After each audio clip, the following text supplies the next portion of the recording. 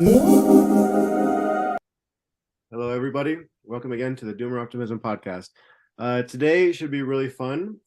We have two self-described anarchists on the podcast, Glen Ganaway, who's hosted before, and Daniel Baryon, who has been in the space for a long time and produces a lot of really quality content on YouTube, which we'll link to. So why don't we start, Glen, why don't you introduce yourself? Our audience, some of our audience should be familiar with you already, but in particularly in relationship to anarchist organizing and how it's influenced your life. Thanks. It's really good to be here, as they say.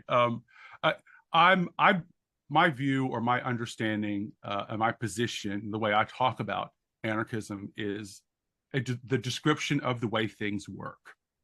So anarchism, it means no leadership. There's not one person or one thing that is dictating everything. It's a collective. There's an answer that is already present. That's anarchism to me. It's means matching ends. It means integrity and all of those things. So I've been an anarchist as long as I've known how to make it, found out what the description was, read Bookchin and and Kropotkin and all the people that you're supposed to read, in the after high school and college, and because I wanted to make a difference, because I wanted I come from a religious background, so I wanted what I did and what I said to be creating what I wanted all the time.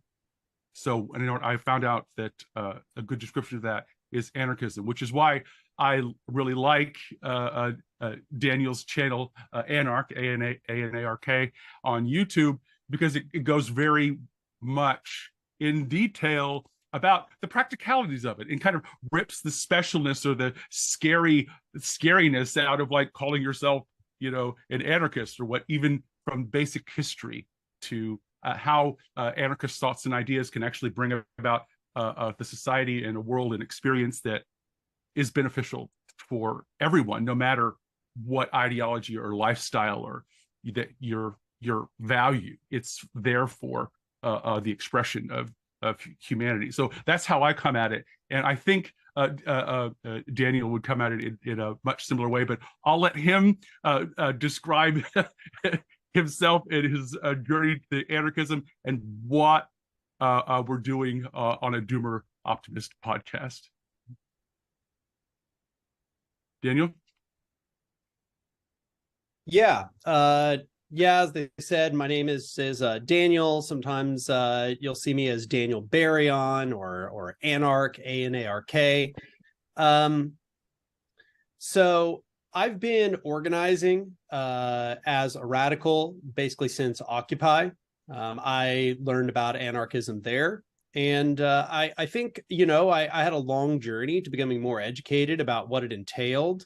But I think, like a lot of anarchists, it kind of felt like it accorded to a feeling that I already had beforehand. And the more that I learned about it, the more that it sort of reinforced a lot of the feelings that I had. And in the process, I learned more about the implications of those things and what how that folded out into an analysis of the world. And I think one of the big things to say, and this is generally what has to be said right off the bat when you're talking to people who are not super familiar with political theory, is that anarchism does not mean chaos. Anarchism does not mean no rules. Anybody gets to do anything they want. Nothing holds you back. Anarchism can better be understood as the opposition to hierarchical power structures, which I sometimes just kind of boil down to the opposition to hierarchy. It is the idea that relations of domination in society are bad, that we should try to create a society where there are no dominators. And as Glen has noted, anarchism believes in a concept called means ends unity. This is the idea that you cannot disentangle means and ends.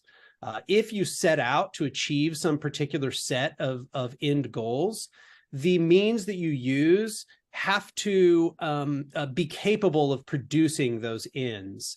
And more than that, the means cannot be in direct contradiction to your ends. Otherwise, what you'll find is that you violate the principles that allow you to achieve those ends. You undermine your achievement of those ends. So for this reason, what you'll find is that anarchists support a horizontal method for achieving their ends, because their ends are a society that is free of domination and hierarchy, and therefore the methods they use must also try to be as free from domination and hierarchy as is conceivably possible. So I feel like we'll probably expand on this as we go, but I think, that's kind of the starter for the topic. That's what I would say to get us started. Yeah, well, one thing I found really interesting about the second video that you had when you were exploring the science of complexity, and you were talking about this idea of orders of emergence, and how from a kind of maybe a simplistic perspective, that would seem like it would be a hierarchy, right? Like the cells being part of the organs, being part of the bodies, being part of a social structure, being part of an ecosystem would seem like kind of orders of hierarchy. But what you were describing, and you can flesh this out, was that these are really patterns of interdependence between these different levels. And it's really hard to say that one, is able to dominate the other levels in any meaningful sense. But that doesn't mean that there aren't these orders of organization or levels of organization, and we can think of this, in society as we have we have like a household, however that's composed, and then we have, local systems, and then there's also, you can bring in this idea of confederalism, which is an idea that you also talk about. And so do you want to talk about how, with kind of horizontal structures, you still have these kind of orders of emergence that are interacting with each other, I hesitate to say up and down the system, but at different scales? Yeah, no, I think that is like a really good a segue into the broader topic. I think that one of the things that immediately confronts people when they are told about anarchism, that it has this bottom-up impulse, that it's very localistic. They get this idea in mind that means there can't be structures, there can't be layers of structure, because layers of structure suggest a hierarchy, pretty much precisely as you said. However, I think what we can see is there can be layers of structure without those forming what anarchists might call a hierarchy. So I suppose what I should note is that a hierarchy, insofar as it's referred to in anarchist political theory, and a little bit broader than that, is where the layers have relations of domination going down, right? Yeah. So that is to say, the layer that is above the layer below dominates the layer below. It has the power to coerce and control the behavior of those that are in the layer below it. Yeah. But precisely as you were just getting at here, in nature, that's a pretty uncommon affair. Most of the time in nature, what you've got is relations going every which direction, right? So it's like, if you were to try to understand a system of particles by just understanding the rules for a particle, you would have no idea how that system functioned in a broader sense. But as it begins agglomerating, you start getting a bunch of different laws that look a lot more familiar to us. It's when we agglomerate a bunch of particles together that, for example, we start to more clearly see macro scale objects interacting through Newton's laws, and the phenomenon of entropy begins to play out in a way that we're familiar with, and temperatures dropping as they're in sealed containers. All that stuff takes place through the combination of behaviors at the previous layer, and then it is a dynamic we notice determines the behavior of all of those layers beneath it.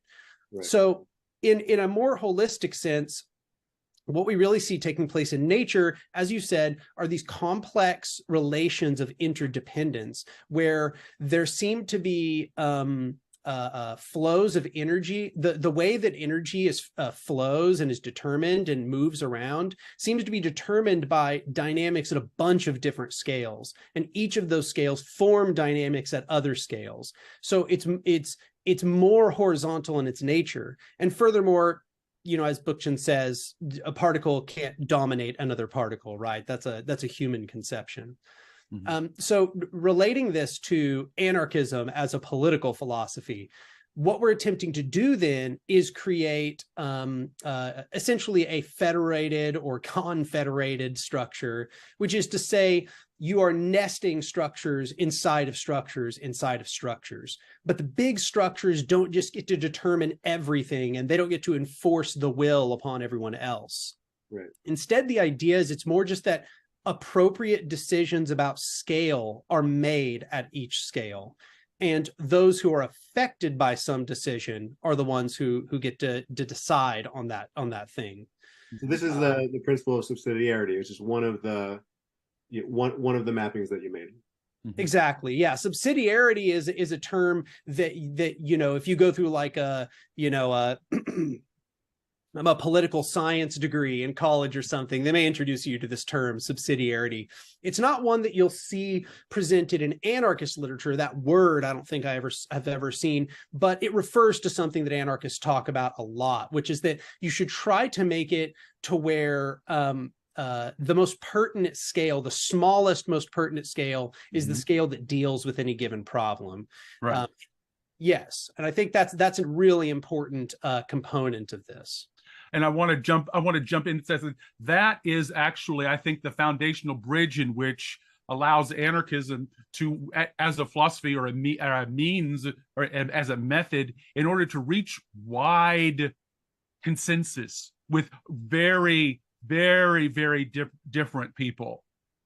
It's that bridge that Daniel's talking about how the nested inside of a nested inside of a nested, and always looking for the smallest way, in the smallest, easiest, most practical, least energy usage, including mine, makes it possible, because it's all should be functioning according to the way that the world works, and not trying to impose again a box or a limit in which it doesn't, which only makes things gritty and stops the process. Because the conservatives, principled conservatives that I know, have a very good critique at wanting small government. The way that they talk about it, everything like that is something other. Indeed, it's like what the small government is for. I would probably have a lot of issue with, but it's true. Dealing with a problem at the scale in which it interacts with us as a community is a task for the community, which is what I think is why I was interested in Daniel coming on to talk to us about prefiguration. Yeah. To be able to talk about how do we build that. Before we get into prefiguration, can we talk about kind of the decision-making processes, right? So we hear about this term democracy, and you have to ask, what do you mean by that, right? Because there's, at least in my mind, there's at least three ways that people mean that term. One is the representative democracy that we're used to, where we elect somebody to act on our behalf, and we just kind of forget about it for a while, and they probably get captured by some corporate interest, and they're actually not acting on our behalf. But that's the idea of representative democracy. There's the direct democracy, where you see a lot in California. You vote on a proposition. And then there's deliberative democracy, which is forming kind of consensus-based decisions in an assembly or a group. And my understanding is that anarchism really operates by this third form of democracy, which you also call radical democracy. Do you want to describe that a little bit, and kind of the mechanics of how that works, right? Like you're in a room together with the kind of the relevant people in the room whose decision that affects. What are kind of like the protocols for how that takes place? Well, I think this particular question is one which you'll find a bunch of different answers to. Yeah. I think that on the ground in the modern day, we use what is called consensus, which is where you have to get unanimity. Everybody has to agree to the decision. However, the big noteworthy thing on consensus is that, as you say, it is like deliberative, right? It's a process wherein we are offering things that we think need to be changed. We're offering amendments constantly, and then we are all deliberating through those amendments until we get a version of the proposal that we can all agree to. And I think another really important aspect, and this is more broad than just the modern day, is that in anarchism, proposals have to start from the bottom. The people have to be the ones to determine the proposals. It's not that, for example, there is some there's like a group of representatives that develop the proposals and then everybody else votes on them. You know, that could be a form of a top-down direct democracy of sorts. It's instead that these proposals begin and live and are passed within those appropriate bodies, those bodies of those who are affected decide, precisely as you say. Historically, you'll find that the topic is more complicated. There was a focus on this other concept more generally of what is called free agreement, and their idea is basically that it's agreement that is not coerced. They were very flexible about the form of how that agreement would look. Like would have been open to a lot of different forms of making decisions, but it was most important to them that in any of those occasions that it was not coerced, that the alternative was not some form of punishment or harm. Yes. And I think that insofar as with this word democracy, because I think you're precisely right to say that the word is like quite fuzzy, and that you're going to find a bunch of people using it in a very different way.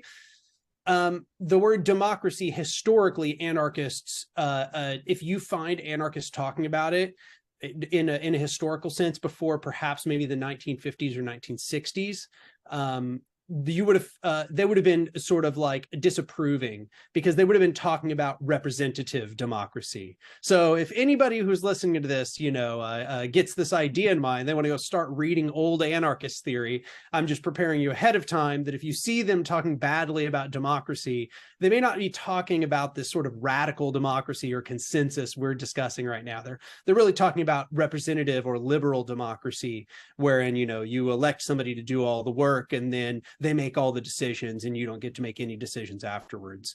So I think it's important to emphasize that the two big principles for anarchists are free agreement, which is, say, absence of coercion not being part of this process of making agreements.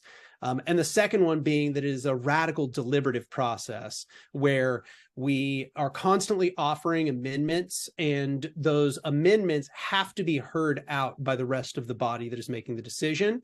And then the person, based on whether that amendment passes or fails, gets to determine whether they will give their approval to the measure.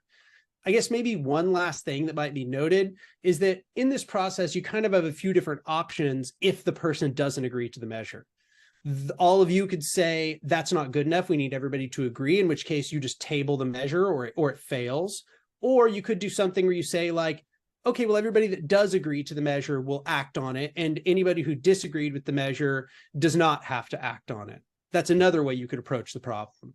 Mm-hmm. There's yet another way you could approach the problem, which is you all agree ahead of time. Even if I don't agree to the measure, I will follow it. In which case you can express your disapproval, but you'll still abide by the measure in that occasion. I think what you'll notice is this is a very flexible model, right? We have lots of ways we could approach problems. Mm-hmm. And I think that's what I would probably emphasize, is that is the case historically, is that anarchists are trying to create these flexible decision-making systems. Very neighborly. Very neighborly. Based on a principle of solidarity. That word solidarity is extremely important to anarchists. Mm-hmm. Yeah, because we're all in this, like what you do on your property next door to me with your cows or your trash or your car up on blocks or whatever like that does, you're pouring gasoline into the ditch and stuff actually does affect, my stuff. So, the neighborly thing is, you wouldn't think of doing that. You wouldn't want to do that to your neighbor because you know him and that you need him to come help you pull out of a ditch, once a year when, your son drives the car into the thing, so you need with this anarchism, I think, is really based on this eye to eye looking at you where you are and where I am and say, what are we doing together to make this all easier and hopefully fun, right? Yeah.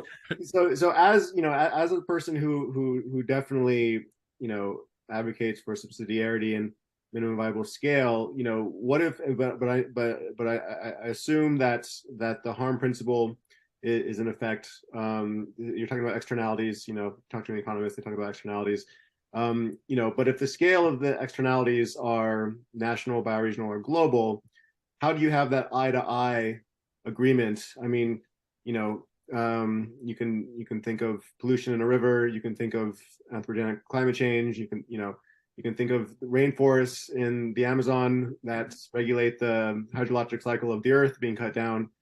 It's kind of hard to have the eye to eye in that case. So is this where the kind of the confederation, and how do these people, if it's not representative democracy, how do they, how do you scale up, if you see what I'm saying? I absolutely do see what you're saying. And of course it is a struggle to find one completely conclusive answer that will solve all problems. I've offered a few different models, but one of the models that I think could be very successful is that so the measures start at the bottom. The proposal begins at the bottom. It perhaps is only in one little local council structure. And then they do a sort of fact-finding mission to ask, who is going to be affected by the said decision. And you try to figure out what it looks like, that minimum viable scales, I think you called it.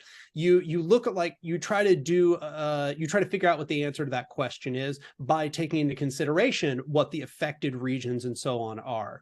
Then I think that what you could just do is take that proposal and tell all of the affected regions, hey, this proposal has been determined to affect your region. And then they just deliberate in all of their local councils that decision.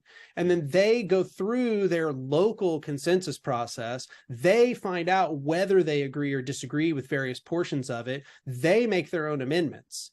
Then after you've done that, after you've got all of those involved councils to make their say yes or no, up or down, here are stipulations, you basically take a measure to see, did you reach consensus of all of the pertinent councils? Mm-hmm. And in that process, you don't have to get a representative to go argue it for you. Though it should be said, there is sometimes this thing called a spokes council, which mm-hmm. does get used in anarchism, both on the ground and in theory, where, let's say, back in an older world when we didn't have like digital intermediaries, they'd say, okay, cool. Each of those councils make their decision. They've given their stipulations. They have determined these are their proposed amendments to the proposal and so on.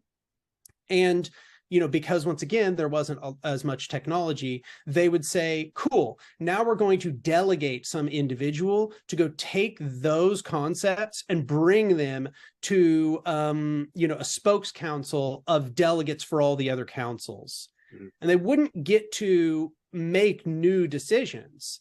They would essentially be delegated to carry out the decisions that had already been arrived at by the councils. Mm-hmm. So they don't get to they don't get to make a decision that doesn't agree with what the council decided.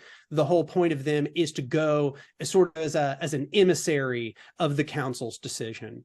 Mm-hmm. And this is sometimes called the spokes council.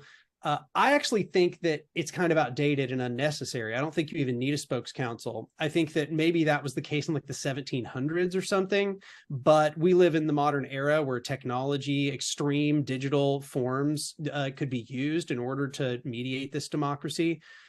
So it seems to me like that's the answer to the question. Insofar as determining who is affected, once again, I think that is involved in that sort of like fact-finding mission. And I think it's quite possible that what might happen is that people might hear, say, some proposal that was said to involve these 5 particular councils, and some council a region over goes, that's not true. The thing they're discussing totally affects us. That we're downriver from them, and if they make that decision, that's going. And then they could, I don't know, perhaps petition to be included in that process, for them to also be pertinent actors, and their consensus to also bear upon the decision that's being made.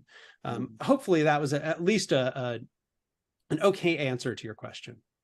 Yeah, no, it's interesting because there's a lot of talk in kind of what's generally called the Web3 world of, how do we, use the internet for these more kind of deliberative, kind of horizontal forms of organization.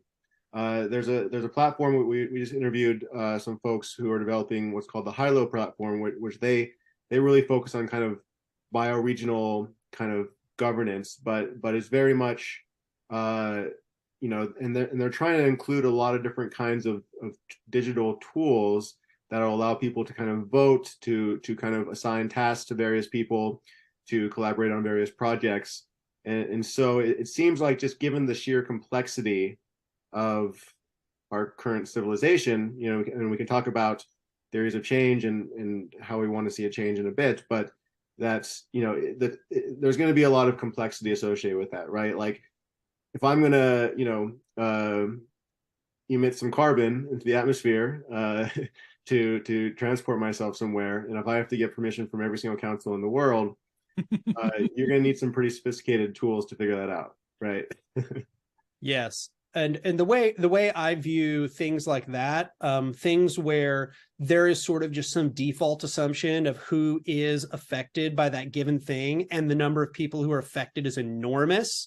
It would probably take a long time to come to a decision, but damn, that decision would stand for quite a while, right? Like, that decision would be the standard for how things would be dealt with in a broader sense for probably a pretty extended period of time.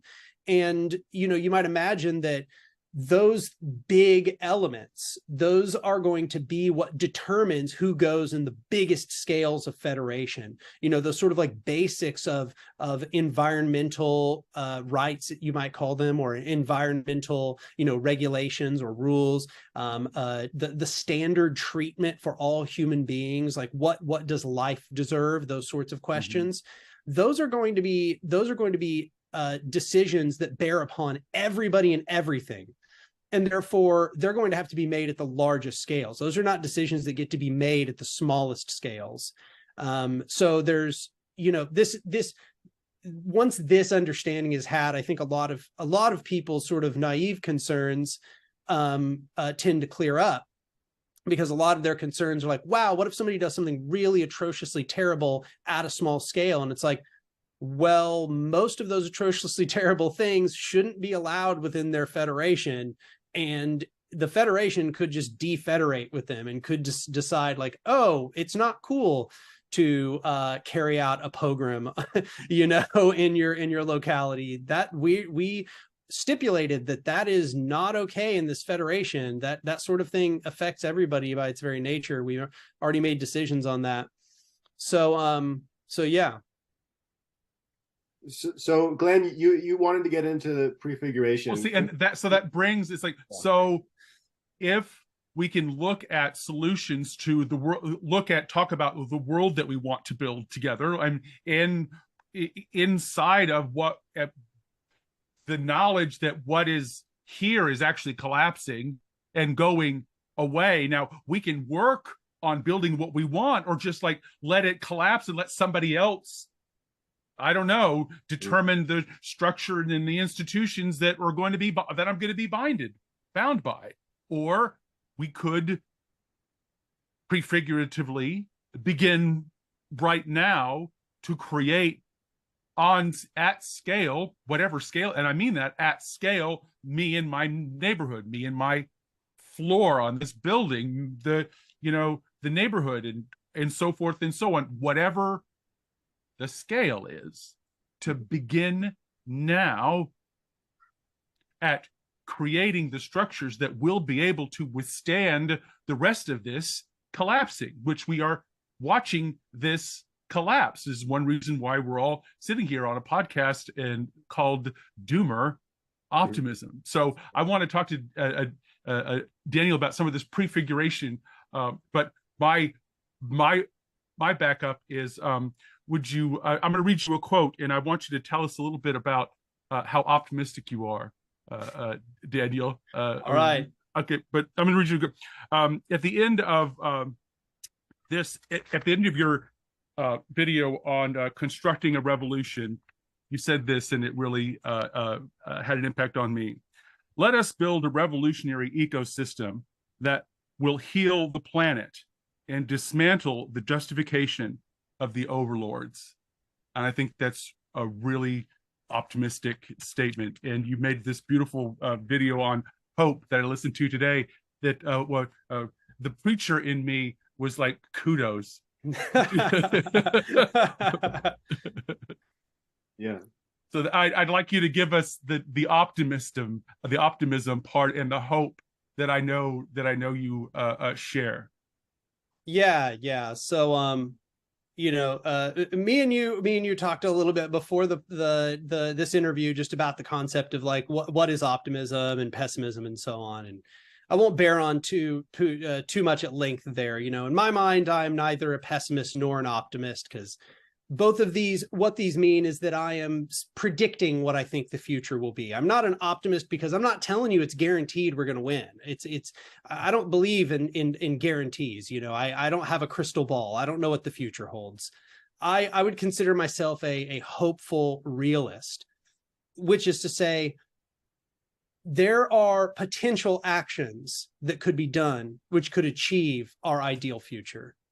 And if we act in this way, which is, consistent with that future, which abides by that means ends unity that we discussed, then that possible future that would help us to escape our misery, help us to escape this extreme danger that is pervasive now in the modern world, it is possible.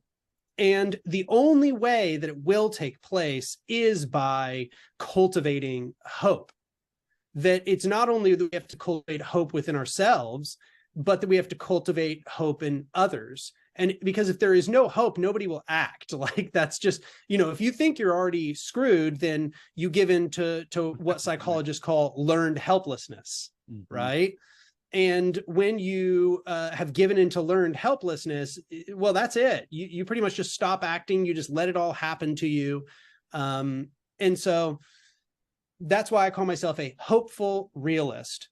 It's quite possible that we could bring about a new society, that we could bring about the opposite of this exploitative ecocidal system, but only under the stipulation that we act. And I think that's the part I always want to emphasize, only under the stipulation that we act. There is no inevitable future. There's nothing that's going to do it for us. The development of economics isn't going to do it. The technological progress by itself isn't going to do it. Humans are not just going to get their crap together on the fly and just figure it all out. Just because the world sucks. Once again, they could just give in to learned helplessness. The only way is if we act, and if we act in a way which is hopeful, that could actually produce a different society, and that we are always trying to bring out that hope that there is the possibility of a new society within others. And I think that the point that we make around here at Doomer Optimism is the the local is where that is really where that is most effective, the sharpest edge or point, or the leading edge, or whatever metaphor you want to use, is local. It's within arm's reach. The action that needs to be taken isn't, I wish somebody over there take this act, I wish that there should be a law, right? That whole, there's sort of the learned helplessness you've done a lot of, you live in Tulsa, right? Yes, I do. So a lot of Doomer optimists live in very like rural, semi-rural places, and there's a sort of a way of like, how do we transform these places that a lot of people moving out of the city into more rural settings? It's creating conflicts, very old and ancient conflicts between rural and urban lives. And your Tulsa, Oklahoma, is not known as a bastion mecca for anarchists. From my perspective, I live in New York City and trying to build a farmstead in Vermont. There's a lot more regular, and so you don't walk around and it's like, y'all, rah, rah, rah, I'm an anarchist. I mean, talk about, but you do organize and take this action that you're talking about locally with. Yes. Yeah, there's a lot that I could say. You did touch on a lot of issues there. The first is, I think you're right that the split between the rural and the urban, and I would even maybe include the suburban in the modern era. I think that is something that is really coming into prominence, and we don't do a lot of reasoning about what that entails either. I think that those splits are very serious, precisely as you said. They're also very ancient, and they have made big differences in how we have to approach problems for a very long time, for not just hundreds, but thousands of years. And we're in a time now where that split is very stark in very, very serious ways. Those cultures have radical differences. And yeah, well, I mean, another thing I would say is that, Oklahoma does have a lot of rural areas. Tulsa and Oklahoma City are very urban. They're large urban metropolitan areas. That being said, the culture is super liberal and super radical in a general sense.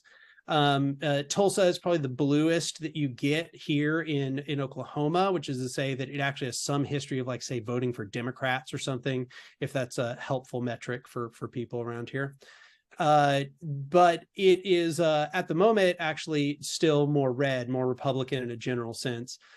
That is, but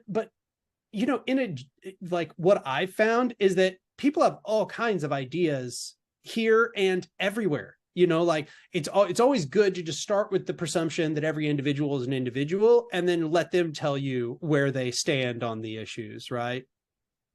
Now, as far as me personally going around and do I present myself as an anarchist? Actually, yes. That is my personal approach. I do too. That's also my personal approach. I build myself as your favorite anarchist preacher. That's just what I do. Yeah. Yes. I find that it's actually quite valuable, especially in places where that word has been demonized. It can actually be highly valuable to identify as an anarchist, because it serves to disrupt people's stereotypical ideas of what anarchists are and what anarchism is in a broader sense. And I think, me, I as you can see, I sort of present in this more academic, articulate fashion, right? I'm not dressing in all black with circle A patches all over me and all of that. Mm-hmm. And I think that often serves to sort of disrupt people's stereotypical understandings. And so I do tend to go around identifying as an anarchist in a casual sense, obviously not in a business environment. I think that's pretty well just asking to be fired around here. But yeah, and I've actually found that, this kind of goes back to what you were saying earlier. This might serve as a useful segue. There are the seeds of an ideological anarchism within both the urban and the rural areas. And I'll at least just speak for Oklahoma. I think it's true in a lot of places, though, but they're different. The aspects of anarchism that are present are different. So in the urban areas, what I found, people lean a little more liberal, but what they really don't like is work. They know that they don't like the structure of the job they've got. They know they're miserable and overworked and underpaid. They know that they're suffering economically and so on. In the urban in Tulsa, especially, in the urban areas, that's one of the big sort of vectors for communication. In the rural areas, I think it's more like what you were discussing earlier, that there's this sort of localist conception that has caught on among people who consider themselves Republicans. And we could talk a lot about the history of where this came about. This is like kind of relatively modern. It's probably only true since like about the 50s or 60s, but it's true in the modern era. They think of themselves as being about small government and doing things down on the ground, and, you know, integrating with the people that are there in your community, and local government should be where all of the power is, and so on. And that is often a very good vector for talking about anarchism with these people as well. In both occasions, you have to connect a lot of dots because their solutions in both the urban centers and in rural areas are often really, really bad solutions that are quite not only destructive, but self-destructive. But yes, no, those potentials are there. I personally take a much more sort of forward out approach where I say precisely what I believe. I try not to sugarcoat it, but I do try to simplify it. Mm-hmm. But we've in prefiguration that word which is the idea of building now. What we're going to begin the foundation in those relationships now, you know, in doing that, and you have you've a lot broken out a couple of ways in which you think this would be a good way to like bridge these gaps and to be able to talk about the problems that, you know, like like an integral can we create a space, the conditions in which we can talk about what the problems are and what the solutions are, because right now we don't even have a space in which we can even agree or even talk about what even the conditions are, what's even happening with the streams or the food web or the food shelter, the fiber shed, or what we can't even, there's barely even language for it, because for what we need, or even be able to talk about what we believe as a collective, no matter what that collective is, should happen in the future. We don't even have a way of, because some people are really interested in making sure that we have an all Catholic nation, you know, here just to, that would solve everything, you know. Women would just cover their arms, and, you know, we could get all on board with the same religion, you know. So there's real, we can both talk, we both are talking about this in the same way, but, you know, like you said, the solutions end up, you know, again, favoring one, again, building hierarchy again. So can you unpack a little bit about the four pillars and the way of building or talking about how fundamentally the way we look at problems and talking about problems and builds the whole structure, not necessarily the bottom down structure? I may have been giving it too much away. Yeah, well, I mean, okay, so first I'll say, because, you know, we've used this word prefiguration numerous times, and we didn't really clearly define it. I think you did there closely for the first time. But this idea of prefiguration and anarchism is basically the concept that we have to configure as much of a future ideal society within the current society as conceivably possible. Mm-hmm. And sometimes this has been stated as, and this was an old saying of the IWW in the early 1900s, and that was that we are building the new in the shell of the old, right? And I think this is a very central principle for anarchists. It kind of, if you think about it, leads back to that means ends unity thing, right? And what the anarchist is really trying to point out is that you're not going to achieve a horizontal society as a society that has freed itself from coercion and domination and all of that by creating another society, another hierarchical power structure. Hierarchy does not dissolve itself at any point. That's not something that happens. If you build a hierarchical power structure, it is going to perpetuate itself. So there's no way to use a hierarchical power structure to build a horizontal power structure. As soon as you try, let's use reformism as an example, trying to reform this structure.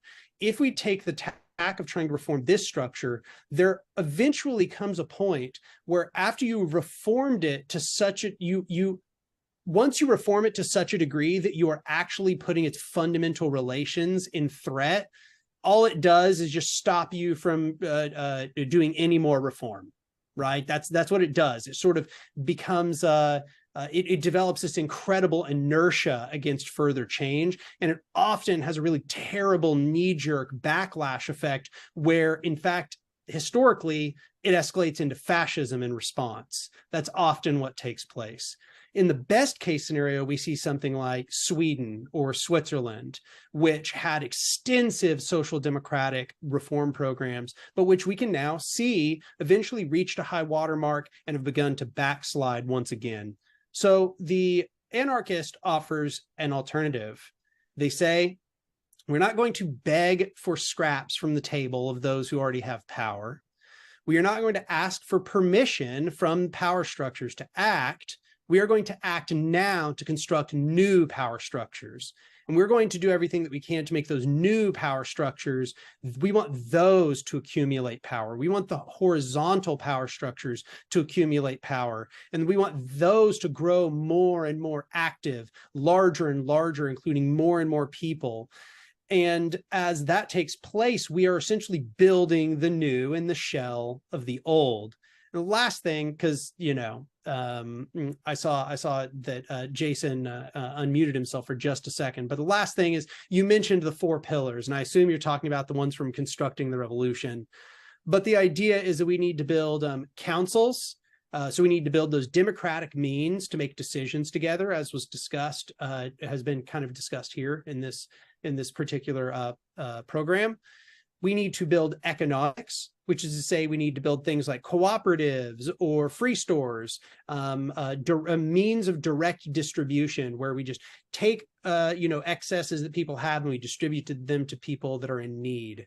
That also might involve, for example, creating unions within capitalist workplaces. Then we actually need defense. Defense is necessary both so that we can keep ourselves safe from people that are currently enemies in society. Like I think we have lots of example of, those trans events. We can see why now we're starting to need defense. But it could also escalate because at a later date, it is very unlikely that a hierarchical power structure is going to let us build this. And we need to be able to defend ourselves in that occasion. And the last thing is intelligence, which is to say we need to know what enemies are doing. We need to be able to gather intel. We need to be able to, take, for example, a more kind of mundane example, gathering information on known fascists who are doing damage, who are, violently coercing people in society. This might be an example of intelligence. So these 4 pillars, I think, are what we have to build in order to succeed, because a horizontal power structure is going to need all of those things. And what we have to do in building all of those is build them as consistently in accordance with our future principles as we conceivably can. So ramble over. I hand the mic to you, Jason.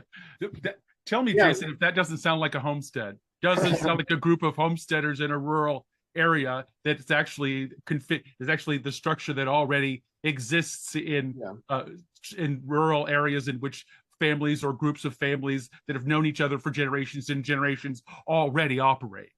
Yeah, well, one idea I had a few days ago is that I think an idea that most people can get on board with is expanding the commons, right? Because even people who are like, you mentioned socialism, and they have very negative connotations with that word.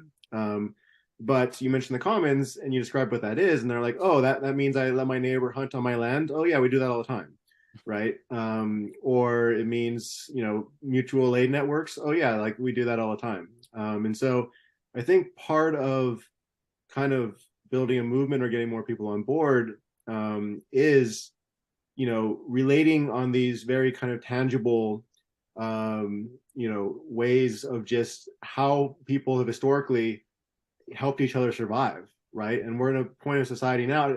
I wanted to speak on also kind of the theory of change, and there was a few tweets a while back that you had, Daniel, which I really liked, about along the lines of like, nobody is going to build, these alternative structures for you.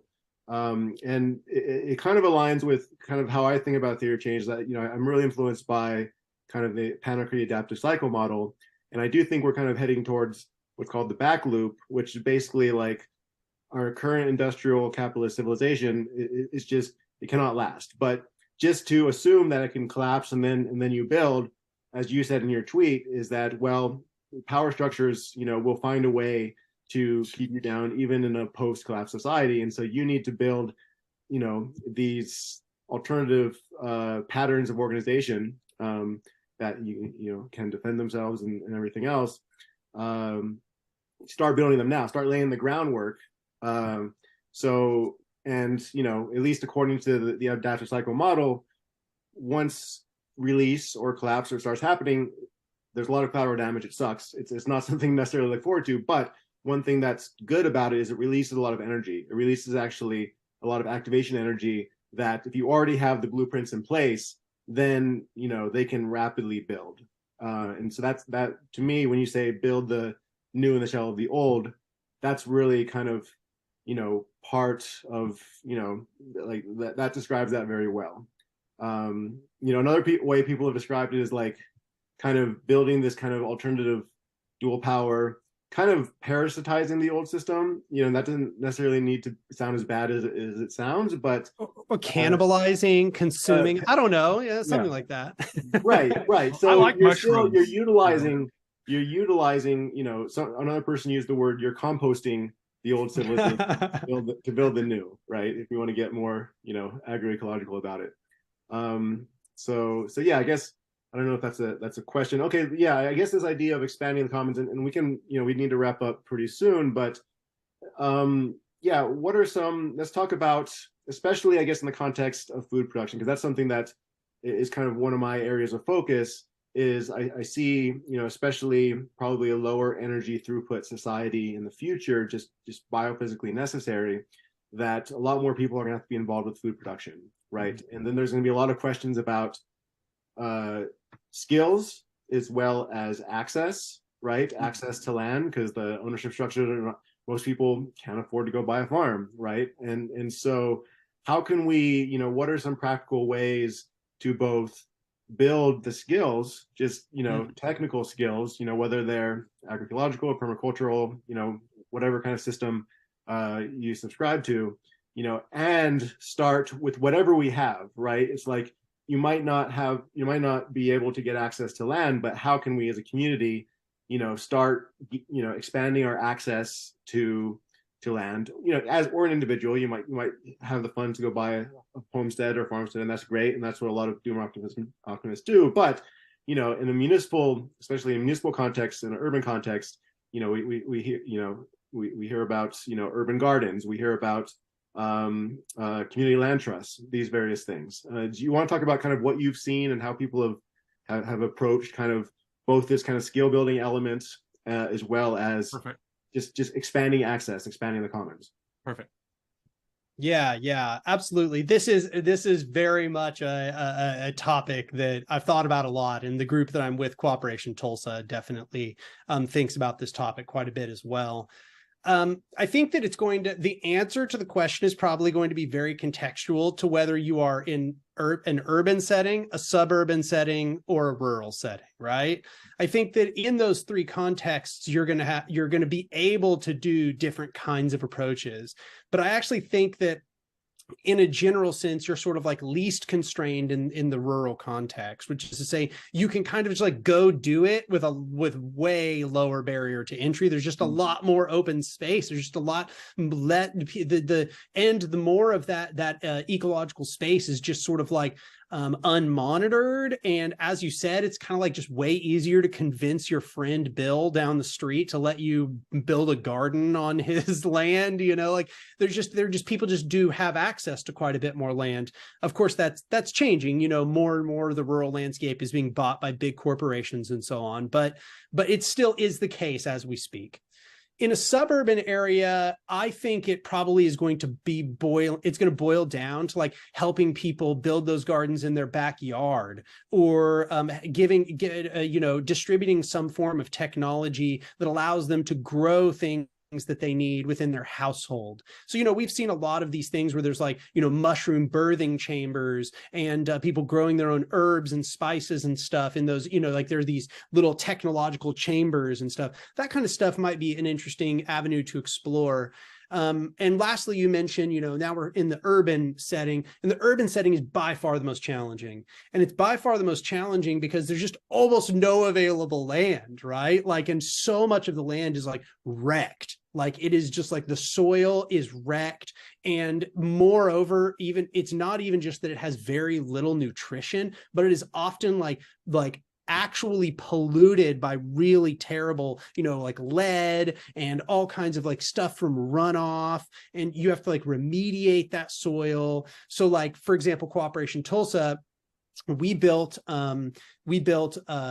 small community gardens at 2 historically Black churches here in Tulsa, because a lot of that was in correspondence with like the George Floyd uprisings. And those we built as above ground garden beds, even though in both occasions they had soil. In one of the occasions there was lead, and in the other occasion the soil was just awful. It was just, almost useless. So we did above ground garden beds in both of those situations. And how did we get the money? On the first one, a GoFundMe. Okay, we just did a GoFundMe. We told people what we were planning on doing. They gave us a ton of money. We dumped it into the Vernon AME church garden. In the second one, we actually applied for a grant. So if your organization is, say, like a 501c3 or something, that's a great way to go. Honestly, you'd be shocked to know the number of grants out there that would be thousands of dollars to just build a community garden. Okay. And the last one is we were given a chunk of land, which we've called Flat Rock, which we now plan to, expand into a much more substantial agricultural project. It may end up being lots of above ground garden beds as well, or we might actually try to remediate the soil, because we actually have like 2.5 acres of land that is ours. So I think you're also right to point to a community land trust model. I think that insofar as anybody is interested in a community land trust model, I would highly recommend they look into another cooperation project, and that is Cooperation Jackson. Mm-hmm. So Cooperation Jackson is extremely inspiring. There's a huge amount of it for us to learn from it. They've done an extensive community land trust project there in Jackson, Mississippi. And in fact, Cooperation Jackson is one of the reasons why we have all these groups called Cooperation X. Okay, like that, they were the first one. They really pioneered a lot of this, and their organization is much more Black in general, and is associated with sort of like a historical Pan-Africanism and stuff. But it's also based around this communalist concept of like reclaiming the commons.